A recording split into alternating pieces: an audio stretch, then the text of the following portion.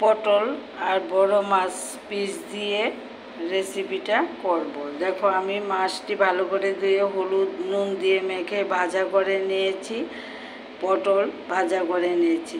আমি এই কড়াইতে ফোড়ন দেব। দেখো তেজপাতা,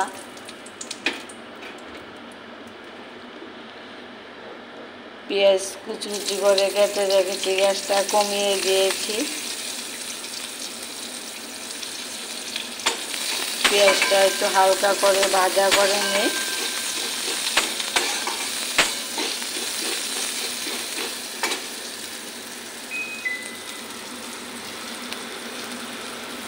একটা রসুন থেতু করে রেখেছি, ওগুলো দিয়ে দেব। রসুন আর পেঁয়াজের কাঁচা গন্ধটা চলে যাক। দেখো আমার পেঁয়াজ আর রসুনটা ভাজা হয়ে গেছে। এখন ফোড়ন দেব জিরার গুঁড়ো, ধনের গুঁড়ো, রঙের জন্য কাশ্মীরি লঙ্কা, পেঁয়াজ বাটা, লঙ্কা বাটা, মশলাটা কষে নিই। গোটা জিরা আমি ভাজা করে আলাদা করে ভাজা করে দিয়ে দিয়েছি। আদা বাটা,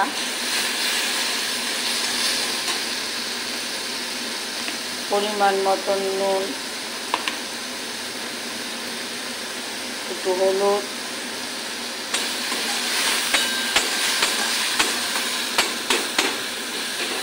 দেখো আমার মশলাটা কি সুন্দর ভাজা ভাজা হয়ে গেছে। ফোড়নটা যত ভালো করে হবে রেসিপিটা তত স্বাদ হবে। দেখো আমার মশলাটা কষে গেছে, অতিরিক্ত গরম, আমি বেশি তেল দিইনি, ভাজা করাতে আমি তেল দিয়েছি। দেখো আমার মশলাটা কষে গেছে।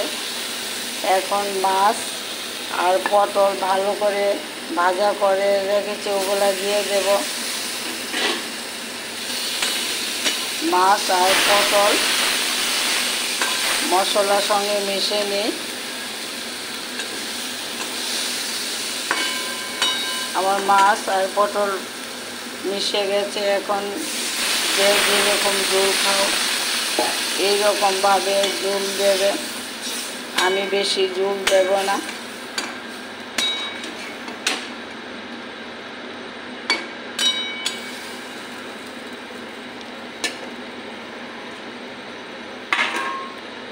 ঢাকনাটা দিয়ে দেব, মাছটা পটলটা সিদ্ধ হয়ে যাক।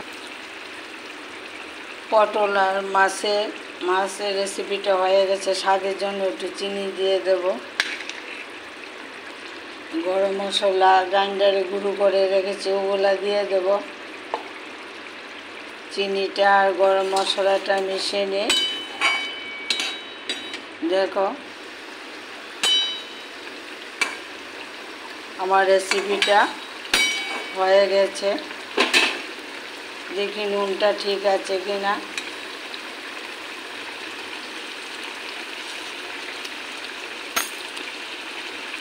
দারুণ হয়েছে। তোমরা এইভাবে করে খাবে, খেয়ে আমাকে লাইক কমেন্ট করে জানাবে আমার ভিডিওটা তোমাদের কাছে কেমন লাগছে। তোমরা সবাই আমার পাশে আছো, থাকবে।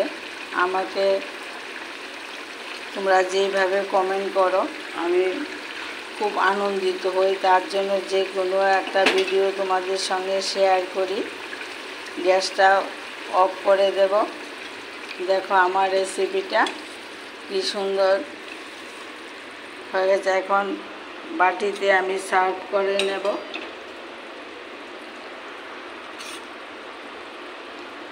পটল দিয়ে বড় মাছের রেসিপিটা করেছি।